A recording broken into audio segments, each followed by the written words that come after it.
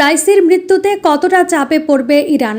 পশ্চিমাদের আধিপত্যকে চ্যালেঞ্জ জানিয়ে উত্তপ্ত মধ্যপ্রাচ্যে আধিপত্য ধরে রেখেছে ইরান। ক্রমাগত নিষেধাজ্ঞা, বয়কট এবং কোনো হুমকিও টলাতে পারেনি তেহরানকে। বিশ্বে ইরানকে চালকের আসনে বসাতে অন্যতম গুরুত্বপূর্ণ ভূমিকা ছিল ইব্রাহিম রাইসির।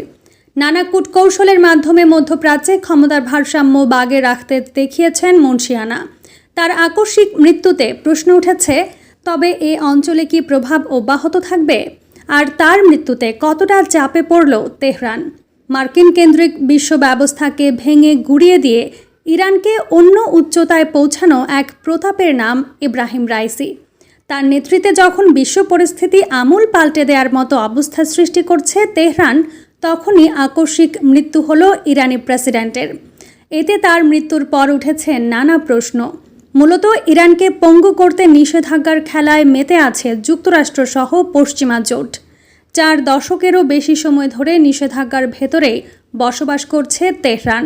তবে পশ্চিমাদের রক্তচক্ষুকে উপেক্ষা করে মধ্যপ্রাচ্যের অন্যতম শক্তিধর হিসেবে প্রতিষ্ঠিত তেহরান।